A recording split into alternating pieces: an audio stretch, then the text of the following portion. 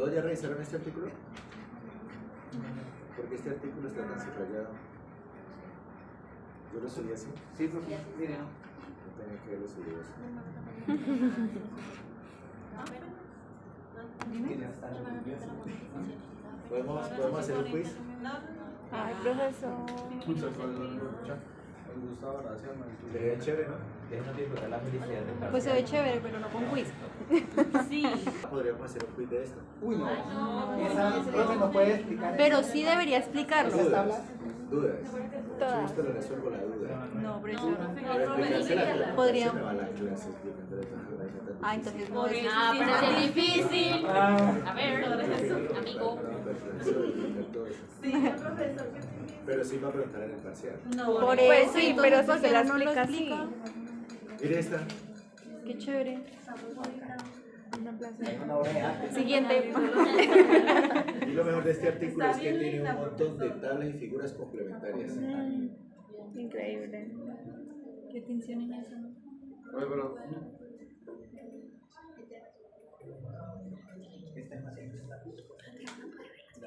Sí, claro. Este No sé artículo si tenga. sí. Tocaría mirar el artículo si tiene eso, imágenes suplementarias. Pero no se ve cómo se ve. En el artículo. Las tablas. Pero parece Ahí, como el link. allá, en lo que está allá arribita, Ajá. ahí usted pone y él la manda a una ventana. Ahí aparecen dos links. En el primer link ahí usted se mete y ese es el link del artículo. Usted baja al último hasta después de las referencias, ahí aparece si tiene imágenes suplementarias o no. Vamos a escuchar a Juliet. Hágale pues. Profe, con respecto a este virus, pues básicamente el artículo se centra en investigar cómo el grupo UNIF, ese grupo que no fueron positivos hacia el virus, pero las madres sí estaban infectadas. Entonces no entiendo cómo, a pesar de que las madres no estaban infectadas y otros grupos, como por ejemplo el MEC, que sí presentaba afectación, esto es cómo no, si la madre tenía el virus. Ya. Toca dar contexto para hacerme entender.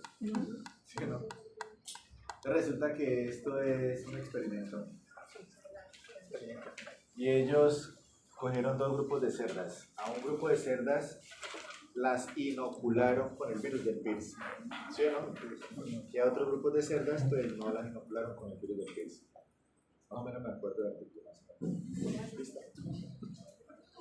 Luego, esas cerdas se sacrificaron, ¿cierto? ¿cuáles? Ambas. Te resulta que cuando se sacrificaron las cerdas, llegaron al útero. Y en el útero empezaron a contar los fetos. Y ellos clasificaron los fetos. Entonces, una de las figuras complementarias, una de las tablas complementarias, creo que este computador no se conecta a internet para descargar las tablas complementarias. Conecte el otro y la descarga, lo miramos rápido.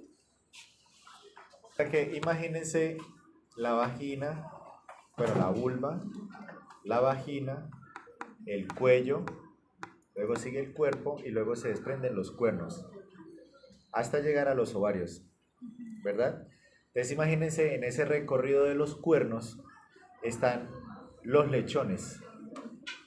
Entonces ellos le pusieron una identificación a los lechones, entre los que iban por el cuerno izquierdo, bueno, para ustedes es el derecho, para mí es el izquierdo, y los que iban por el cuerno derecho.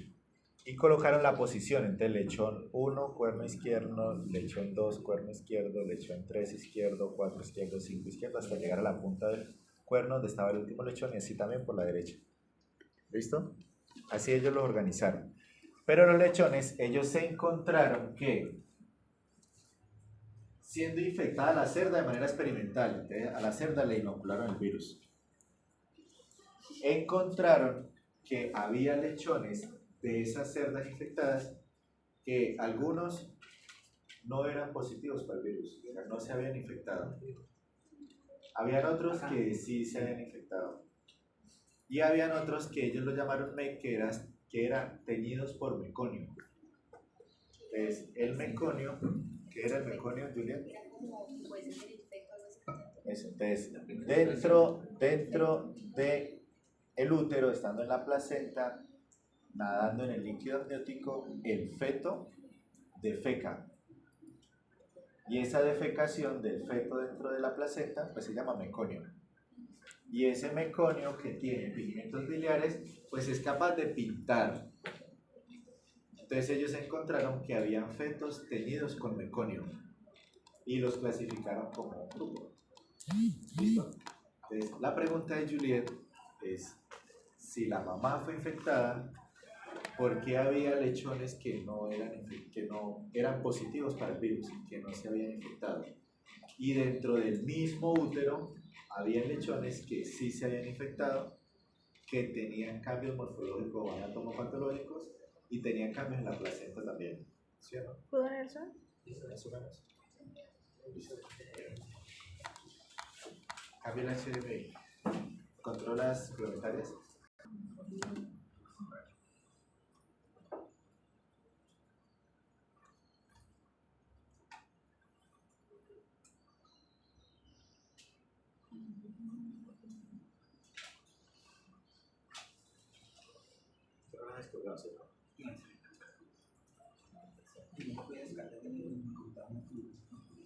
¿No?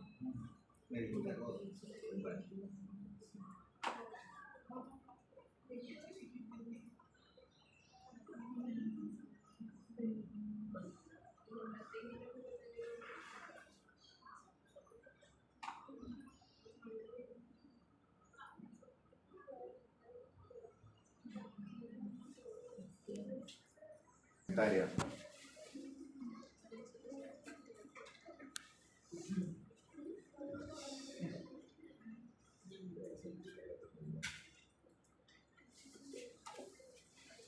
Es la primera tabla complementaria. La tabla, ¿cómo se llama? Mapa de distribución fetal por angiogénesis. Para el análisis de angiogénesis. ¿Qué es angiogénesis? Formación de nuevos vasos sanguíneos. Angios son vasos sanguíneos, génesis es producción, inicio, comienzo.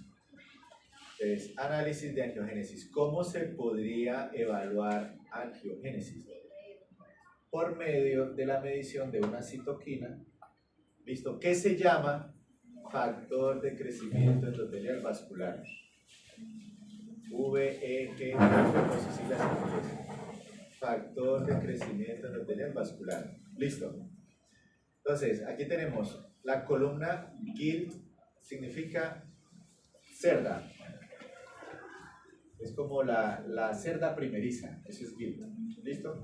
Porque hay otro tipo de cerda que es la cerda de varios partos, que en inglés es sow.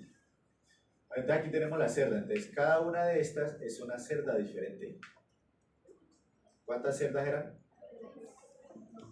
Bueno, estas, desde la G186 hasta la G221. ¿Listo? Cada una de ellas es una cerda diferente. Luego tenemos las posiciones. L significa izquierdo, R significa derecho, por left y right. Ustedes que ya llevan como 8 niveles de inglés. Y luego viene posición 1, posición 2, posición 3, hasta la punta del cuerno, que era la última posición. ¿De acuerdo? Entonces viene la clasificación de los lechones. Entonces hay un lechón que ellos le llamaron UNIF. Julia, ¿qué significa UNIF? Entonces UNIF significa un infected feto. Entonces eran lechones o eran fetos que no estaban infectados, aunque su mamá le habían inoculado el virus del virus. ¿Listo? Habían otros fetos que era HVL, que alta carga viral, ¿no? High viral load. De alta carga viral. Pero Listo. Entonces miren, los que son HVL, H significa High Viral Load, alta carga viral, eran fetos que tomaron sus tejidos, cuantificaron el virus y encontraron que tenía muchísimo virus. Pero muchísimo. Aunque tenían muchísimo virus, desde el punto de vista macro, su apariencia era completamente normal. Había otro tipo de lechones que eran los MEC, pero es teñidos, no es infectados. Teñidos. Son fetos teñidos con meconio, quiere decir que cuando ellos rajaron la placenta y sacaron el feto, pues estaban pintados de amarillo. Y ese pintado de amarillo es porque se habían defecado dentro de la placenta y se le había pegado a la piel la materia fecal, que es la primera defecación. ¿Listo? Sigamos. Hay lechones que son con.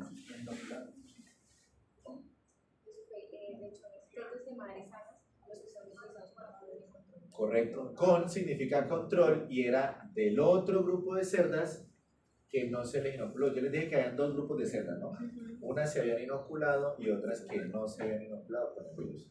¿Listo? Entonces digamos que el punto de comparación es, o son mejor, estos fetos. ¿Cuántos grupos de fetos hay?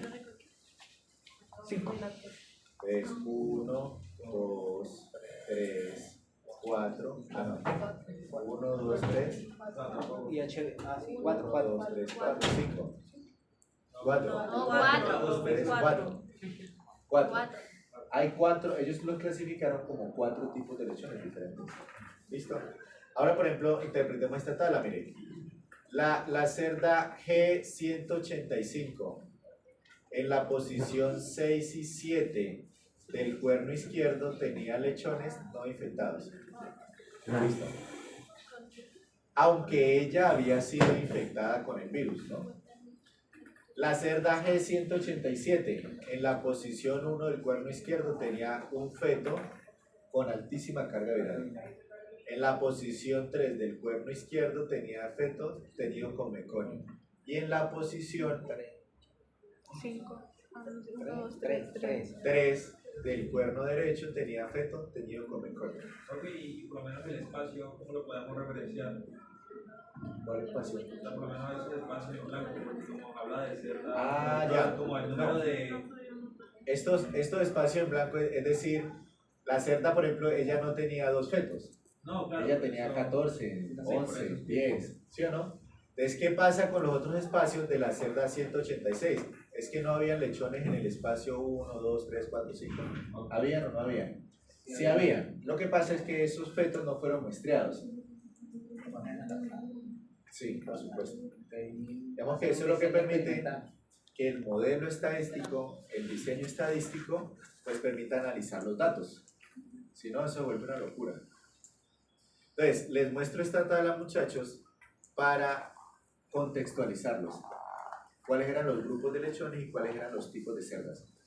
La pregunta de Juliet es, ¿por qué una cerda que fue infectada como la G185 fue inoculada tenía en su vientre fetos no infectados? ¿Cómo es posible eso? ¿Verdad? Bueno. No. Muy bien. Seres, ¿cómo es posible eso? A eso se le llama idiosincrasia. La idiosincrasia se traduce como la respuesta individual de cada uno. Puede ser, y por ahí en alguna parte lo explica, que estos fetos fueran capaces de montar una respuesta inmunológica más eficiente para detener el virus. Y de esa manera el virus no pudo infectar sus células y causar la enfermedad. Pero estos fetos, por ejemplo, que tenían una altísima carga viral, eran más susceptibles. ¿De qué depende eso? De si él puede o no puede defenderse del virus mientras es un feto. Entonces, cuando se junta el espermatozoide con el óvulo, ¿cuáles son los genes que se heredan? Eso es un juego de azar. Por eso en genética dicen 1 más 1 no es 2. Por eso usted compra una novilla de una vaca muy buena y cuando la va a ordeñar, le sale mal. O usted compra un potro de un caballo que ha ganado muchísimos campeonatos y cuando usted lo monta y lo saca a pista, no dio la talla. Entonces, dependerá del gen que se herede. Dependerá eso se llama penetrancia, dependerá de la penetrancia del gen. Sería muy difícil en un eyaculado con 11 millones de espermatozoides escoger el espermatozoide que deba fecundar. Imagínense eso. Entonces, a eso le llamamos idiosincrasia, y estos fetos, Juliet, podrían ser fetos más inmunocompetentes, que son capaces de defenderse ante el virus, y estos fueran más susceptibles, porque ellos no tienen la capacidad de montar una buena respuesta inmunológica. Pueden ser hermanos completos, del mismo eyaculado, de la misma ovulación, pero cuando sale un óvulo y cuando sale un espermatozoide, cada uno tiene genes completamente diferentes. ¿Listo? Idiosincrasia. Ahí no dicen.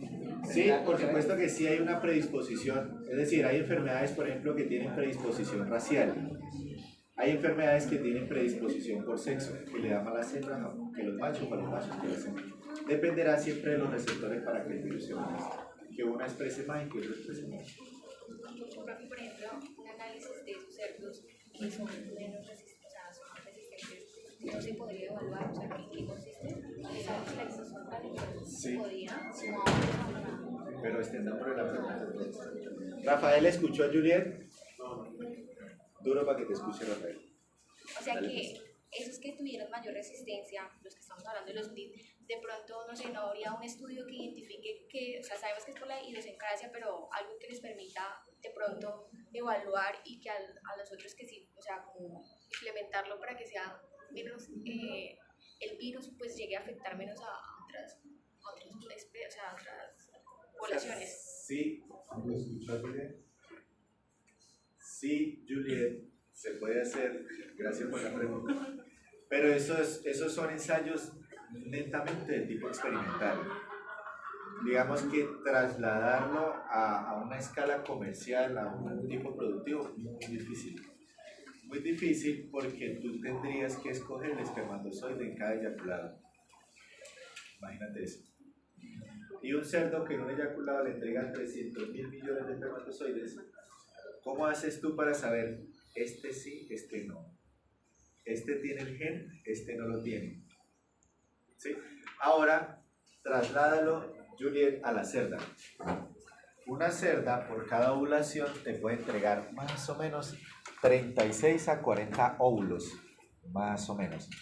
De esos 36 a 40 óvulos que salen del ovario, se van a fecundar más o menos 20, 25, más o menos. Hay 10 óvulos que no se fecundan, que se mueren. De esos 20 o 25 embriones, que son óvulos que fueron fecundados, se van a implantar en el útero más o menos 18, 16. Más o menos. ¿Listo? Y de esos 18, 16 se muere 1 o 2 y la cerda al final te pare 14. 15 lechones nacidos totales. ¿Cómo haces tú para escoger en el ovario de la cerda el óvulo correcto? ¿Cómo haces tú para decir, en esta ovulación la cerda me va a entregar los que sí son resistentes, los óvulos que sí son resistentes? Muy difícil. Eso se llama idiosincrasia. Eso es algo con lo que no podríamos, digamos, de manera comercial poder manipular, ¿listo? Pero a nivel experimental, Juliet, sí se podría hacer y por eso salen este tipo de estudios. Esto es netamente experimental, pero llevar esto a campo pues, sería muy difícil. Imagínate una explotación comercial de 1000 hembras de cría. Imagínese eso. Profe, y para escoger el espermatozoide no se podría, por ejemplo, poner algo que literalmente pues mate los que tienen ese gen.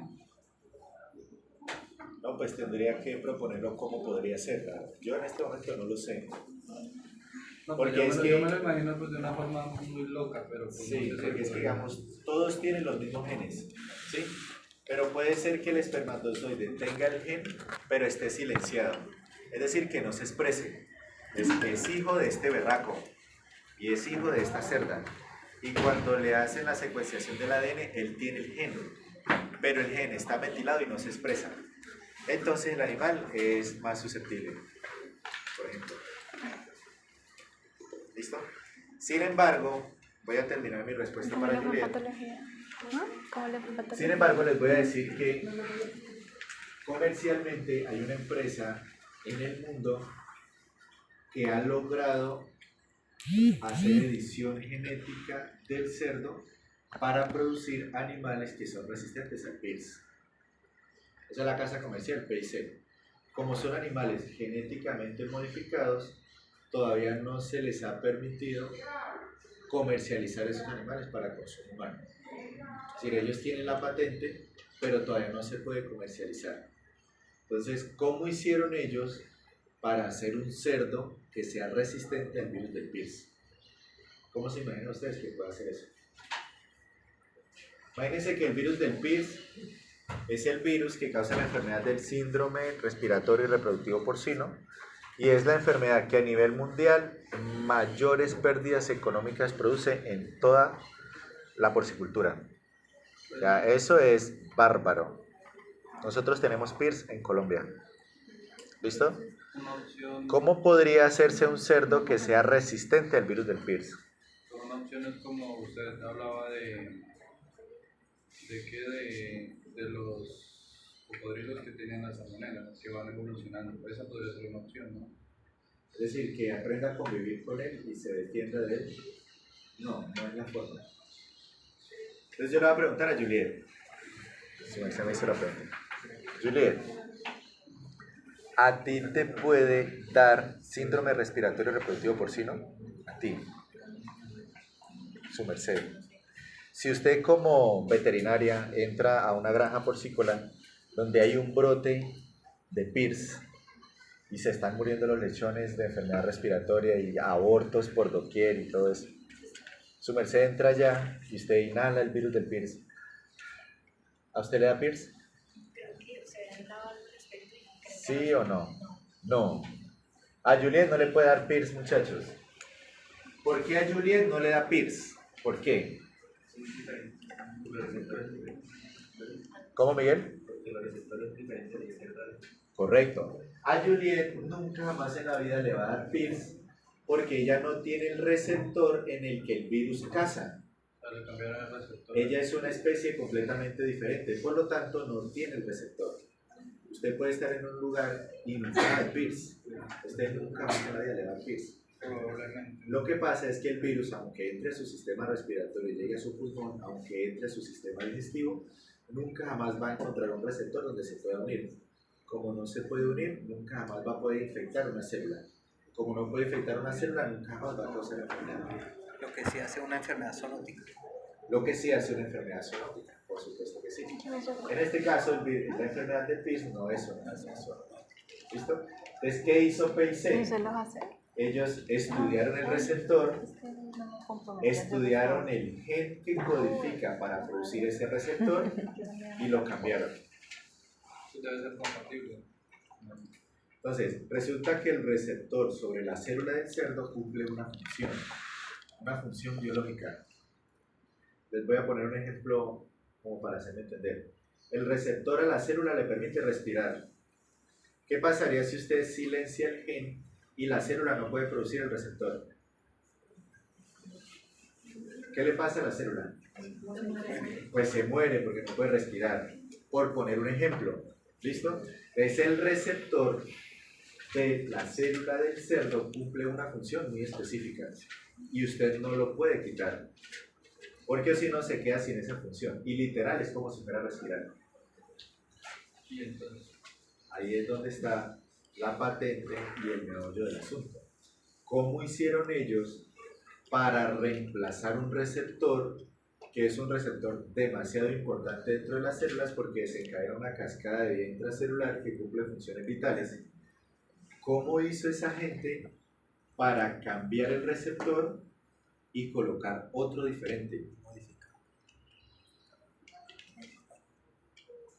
Solo ellos lo saben. Tienen la Si patente. no, pues todo el mundo lo estaría haciendo. ¿Sí me va a entender? Entonces ellos editaron el genoma del cerdo, llegaron al ADN y cambiaron la secuencia de nucleótidos en un punto muy específico. Imagínense eso. Eso se llama ingeniería genética. Entonces, cuando ponen un gen diferente, codifica para una proteína diferente, Entonces no hay. que tienen que hacer que se exprese y que case en el momento correcto. Desde el desarrollo embrionario del cerdo. No voy a poder dormir. Ustedes van a ser veterinarios y podrían alguna vez en la vida llegar a ver ese tipo de cosas o participar de ese tipo de cosas. Ingeniero genético. De eso se encargan los ingenieros genéticos, los que hacen edición genética. Entonces, esos cerdos son organismos genéticamente modificados y como son genéticamente modificados, digamos que la regulación internacional dice que no se puede liberar para consumo humano porque podría, tal vez, afectar los genes del humano. Entonces, así como se modificó ese gen en el cerdo, cuando usted se coma la proteína del cerdo, que tiene el gen modificado, de pronto a usted le puede pasar algo. De pronto. ¿Sí? Entonces, Y si usted vive en contacto siempre con eso, ¿usted puede adquirir esa patente o no? no porque un receptor. Ay, perdón. Ahorita, sí, señora. Estoy buscando a mi monito. Qué pena, profe. Bien pueda. Termine su clase. Tranquila. Gracias. Chao, profe. Gracias. Que esté muy bien, gracias. No podría, Laura, porque es que para que se modifique un receptor se necesitan miles de millones de años. ¿Y nosotros cuánto vivimos? No vivimos ni un segundo en lo que es la vida de la Tierra. ¿Sí o no? Entonces, para que se modifique un receptor, Laura, así usted se exponga, usted se vuelva experta en PIR y todas las granjas de PIR del mundo la llamen y usted todos los días esté en contacto con PIR, nunca más le sucedería. Jamás. ¿De acuerdo? ¿Les parece si hacemos clase? Profesor, pero si dicen que puede modificar el gen del humano, ¿no será que le podrían poner el receptor? No, pues ese, digamos que eso tiene un montón de riesgos y eso tiene una regulación a nivel internacional demasiado rigurosa y demasiado fuerte. Por eso esos cerdos no se pueden comercializar. Ellos tienen la patente y ellos ya demostraron, hicieron nacer los cerdos y los bombardearon con PIRS. Luego los sacrificaron y midieron el virus y no estaban. Los pusieron a crecer y ganaron peso estando expuestos todo el tiempo a PIRS. Las preñaron, parieron, no abortaron. Y luego los hijos crecieron y eran resistentes al PIRS. Yo me refiero es que, o sea, ¿cómo podría o por qué podría modificar el gen de nosotros en caso tal de que lo consumiera? O sea, debe tener de pronto el mismo receptor que nosotros tenemos para... No, eso es por la tecnología que se utiliza para poder hacer la edición del genoma, hacer la edición del gen del animal. Sí, sería esa forma. Sí, también, por supuesto. Ellas se pueden cruzar con otras plantas y llevarse la tecnología. Entonces, por ejemplo, cuando ustedes compran semillas genéticamente modificadas, que son semillas que se les ha hecho edición genética y ellas productivamente tienen, digamos, una mayor oportunidad y son más productivas y rinden más y resisten enfermedades. Resisten herbicidas, por ejemplo. Pero se demoran más el tiempo de crecer, ¿no, profe? Son más productivas, crecen más rápido. Eso como Entonces, por ejemplo, usted compra una semilla de maíz genéticamente modificada y al lado tiene un cultivo tradicional. Entonces le puede suceder que entre ellos se crucen y cuando usted coseche las mazorcas del cultivo tradicional haya heredado los genes que esta empresa modificó y le metió a esta planta. Ahora usted podría tener una semilla superior a sus padres. Entonces, cuando usted compra semillas genéticamente modificadas, eso tiene una regulación bastante fuerte. Usted no puede reproducir esa semilla y si tuviera cultivos al lado, se lo mandan a arrancar por la patente que tiene esa tecnología. Listo, pero ya hablemos de patología. Hay una clasificación de la clamidia donde en una ataca los tejidos fetales y el serían los tejidos placentarios. Explicar eso.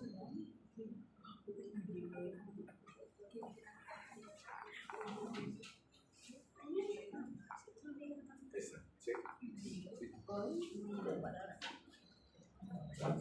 Vean esta imagen tan chévere, muchachos.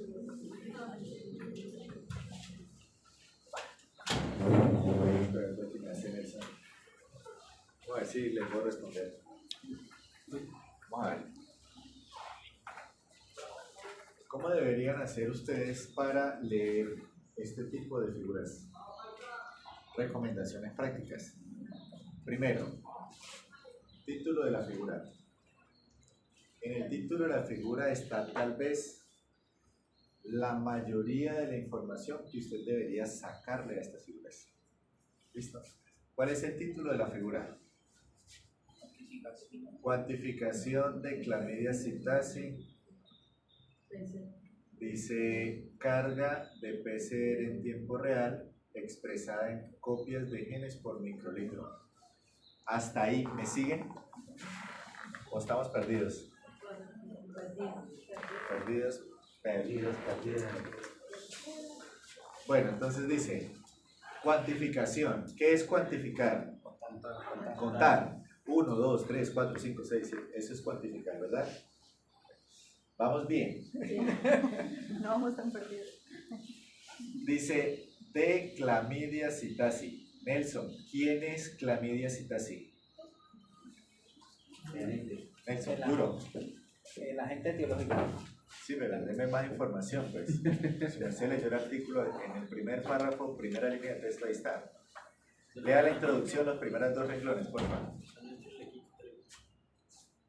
Escuchen a Nelson, duro. Este informe describe la patología fetoplacentaria del aborto, parto prematuro y muerte neonatal asociada a clamidia. Pero, ¿está leyendo la introducción? No, ¿qué está? No. No. La Miembro de la introducción. familia de las Clamidiaceae.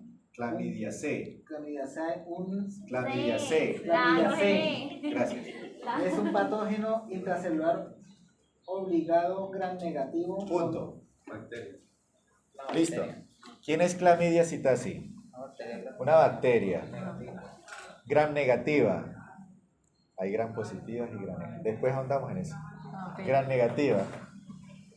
De vida intracelular. Punto. Tenemos el contexto. Vamos a hablar de una bacteria gram negativa de vida intracelular. Ya. Vamos a contar cuánta clamidia psittacea hay dentro de las células de algún lugar, de algún tejido. ¿Cómo vamos a hacer para contar cuánta clamidia hay? Pues utilicemos una técnica que se llama QPCR o PCR cuantitativo. La Q es de cuantitativo. ¿Listo? La PCR es una técnica de laboratorio que le permite a usted amplificar un gen. Entonces, los que les gusta clamidia psittacea ya conocen o tienen secuenciado todo el ADN de clamidia psittacea, porque es una bacteria, la negativa. Dentro del ADN de clamidia psittacea se busca un gen. ¿Cuál? Pues cualquiera, el que sea más conservado y que le permite a ella infectar una célula o estar dentro de la célula o evadir la respuesta inmunológica o producir una proteína, cualquier gen. ¿Me siguen?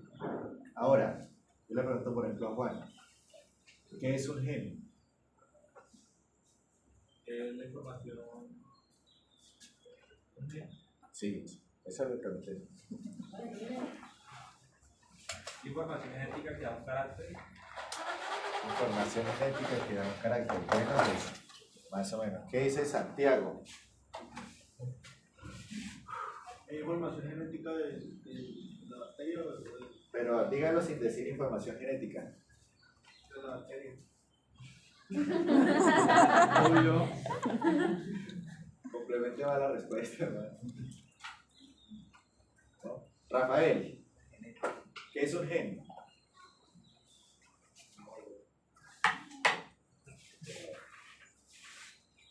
Rafael. Tania. Como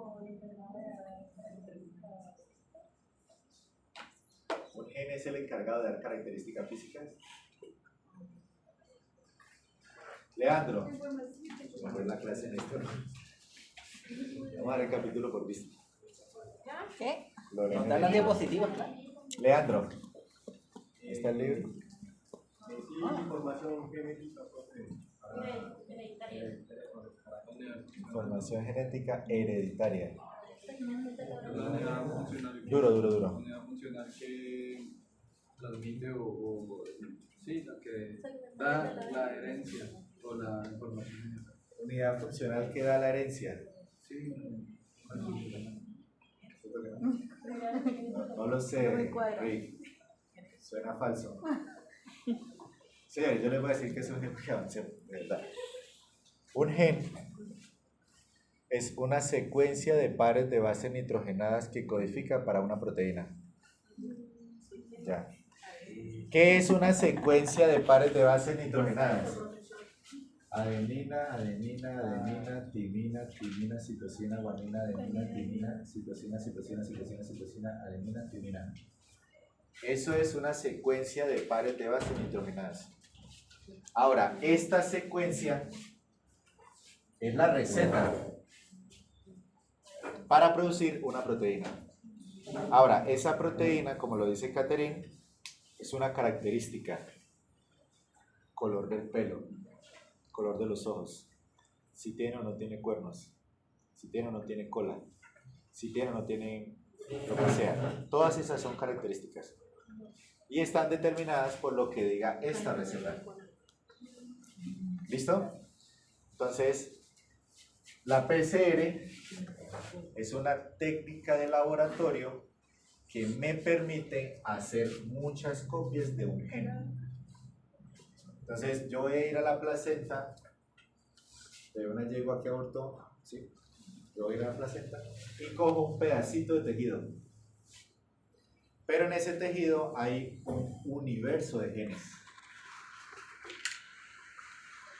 Ahora, este gen que yo me inventé acá, en todo el planeta Tierra solamente lo tiene Chlamydia psittaci. Por lo tanto, no hay posibilidad de equivocarme. Solamente esta secuencia la tiene Chlamydia psittaci. Así en la muestra haya lo que haya, así hayan pelos, uñas, haya piel, haya lo que haya, no importa, porque este gen es exclusivo de Chlamydia psittaci. Por medio de esta técnica que es PCR, que es reacción en cadena de la polimerasa, yo voy a hacer muchas copias de este gen. ¿Me siguen? Y cuando yo esté haciendo muchas copias, adivinen qué voy a hacer. Las voy a contar. Les voy a decir una copia, 2 copias, 3 copias, 4 copias, 5 copias, 6 copias, 7 copias. Y cuando termine el último ciclo dentro del termociclador, que es donde se monta la PCR, obtengo un número. Y ese número va a ser el número de copias del gen de Chlamydia psittaci. Y me permite cuantificar cuánta clamidia hay en la muestra. ¿Me siguen? ¿Creen que esto es fácil? PCR cuantitativo. ¿Qué sigue? La información se va a mostrar en copias de genes por microlitro. Esa es la unidad de medida. Y ellos la ponen en el laboratorio. ¿Listo? Se obtuvieron por cada microlitro de la muestra que se mostró. ¿Dónde? En el feto y se muestra como círculos rojos. En la placenta y se muestra como círculos verdes. De fetos prematuros, equinos, abortados. Se va a perder la explicación. Voy a esperar a María del Mar. Nelson, lea el título de la figura. Escuchen, por favor, escuchen. En el título está todo lo que usted tiene que interpretar. Hágale. Cuantificación de Chlamydia psittaci. Cuantitativo PCR. Siga. Y copias de genes por unidad de mililitro en feto y de color rojo y tejido de la placenta de color verde, Círculo verde. círculo verde, Sigue. de fetos y equinos abortados prematuros O a término. o a término. Dice o a término. A término quiere decir pues, que nacieron en la fecha que les correspondía, ¿no? Eso es a término. Pero no me espero. Estaba esperando. Entonces, fíjense. Vamos a ver la primera figura, que es la número 18. ¿Listo? ¿Y yo qué digo? Voy a buscar, o yo tengo que buscar, cuántas copias de un gen de Chlamydia psittaci hay en el feto y en la placenta. Vamos a ver dónde había más clamidia, en el feto o en la placenta. Entonces yo digo, en el eje de la X hay feto y placenta. Ya. Y en el eje de la Y están copias de genes por microlitro de clamidia, que van desde 0, 10 a la 0 hasta 10 a la 8. Copias de un gen de clamidia por microlitro. ¿Listo? La línea roja denota el promedio, la línea verde denota el promedio. Cada punto es una muestra diferente. Usted haga la interpretación. ¿Dónde había más clamidia? ¿En los fetos o en las placentas?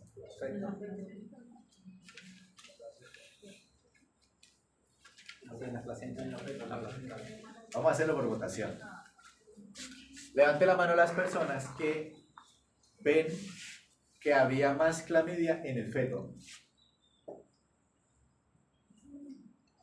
Levántela. 1, 2, 3, 4, 5.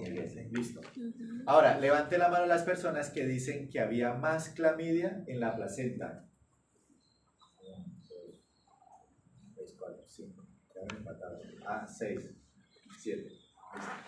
Señores, habían fetos, por ejemplo, que no tenían clamidia, o sea, ni una sola copia no se obtuvo. También había placenta que no tenían ni una sola copia de clamidia.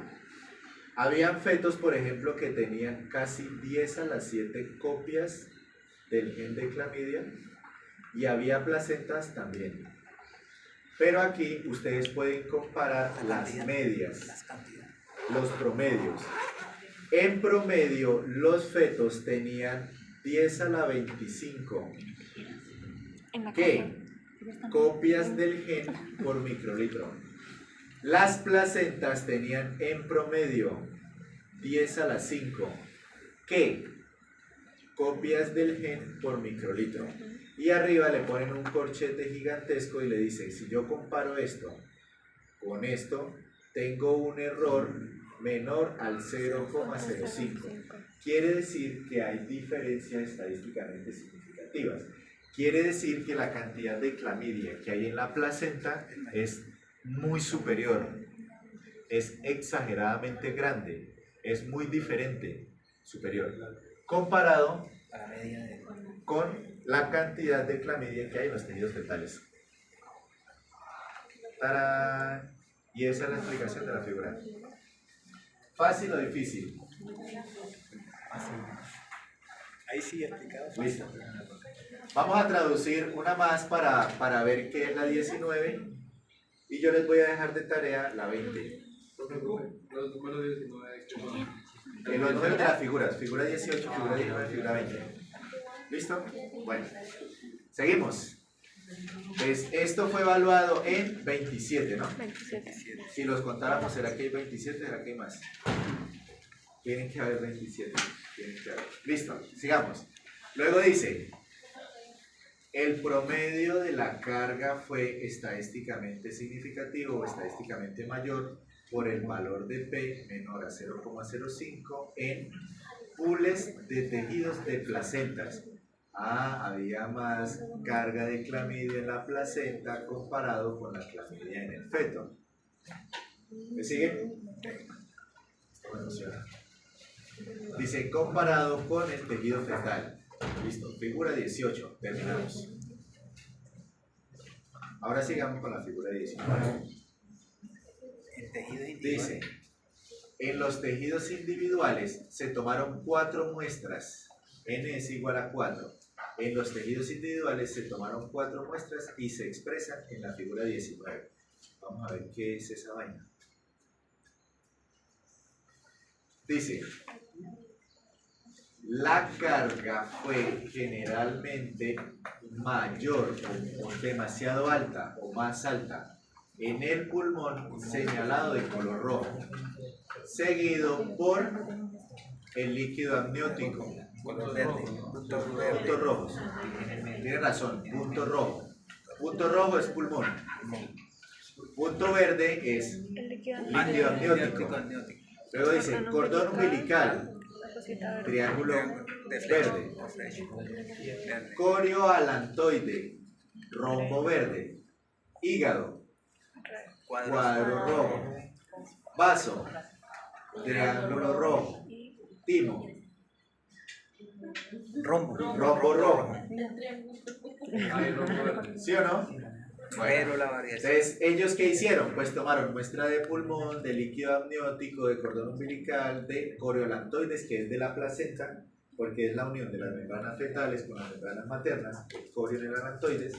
Tomaron cordón umbilical, tomaron placenta, tomaron hígado, tomaron vaso y tomaron timo. Entonces, después de que cogieron todos esos tejidos, ¿qué hicieron? Así. QPCR. ¿Se acuerdan de esto? Puede ser en cuantificación de PCR. Entonces, conocían un gen de clamidia y ahora saquemos una muestra del timo y vamos a ver si encontramos o no encontramos el gen de clamidia. Conociendo el gen de clamidia, cogieron un pedazo del pulmón y vamos a ver si en el pulmón hay clamidia o no hay clamidia. ¿Sí o no? Si hubiera clamidia, deberían contar copias del ADN en ese tejido, si hubiera. Entonces yo vuelvo a la figura 19. Entonces ellos dicen, en el eje de la X tengo tejidos fetales y tejidos placentarios. ¿Qué tejidos fetales? Pues pulmón, timo, vaso, hígado, vaso, timo. Es decir que en este lado yo debería encontrar punto rojo, cuadro rojo, triángulo rojo y rombo rojo. ¿Los encuentro o no los encuentro? Pues porque son tejidos fetales. Y en los tejidos placentarios, ¿qué debería encontrar? líquido Amniótico, cordón umbilical, que el cordón umbilical está pegado a la placenta, ¿sí o no? Y el coriolantoides, que es un pedazo de placenta. Ahora, ¿eso dónde lo encuentro? Acá, mire, círculo verde, triángulo verde, rombo verde. Compare. En el eje de la X están los tejidos fetales y los tejidos placentarios. Y en el eje de la Y están copias del gen en microlitros de clamidia, que van desde 0 o 10 a la 0 hasta 10 a la 8. En los tejidos fetales se encontraron que habían muestras de pulmón, habían muestras de vaso, habían muestras de hígado que no tenían clamidia. Pero también habían muestras de otros animales que sí tenían clamidia. Mire, esto es un hígado, esto es un vaso y esto es un pulmón. Pero son otras muestras de otros animales. Luego en los tejidos placentarios, ¿había o no había clamidia?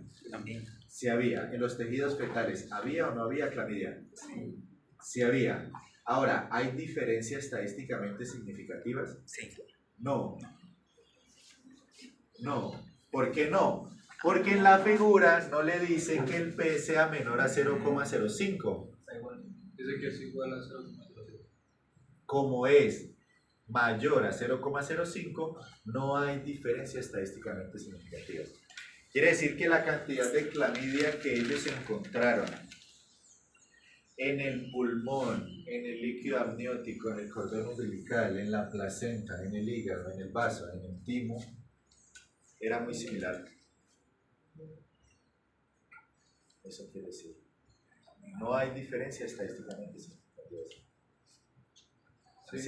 Sino que por ejemplo, ahí dice que en el feto no se encontraron, en las muestras no se encontraron. Sí, claro, mire, aquí está, mire. Pero en la placenta no, o sea, en la placenta todo se encontró.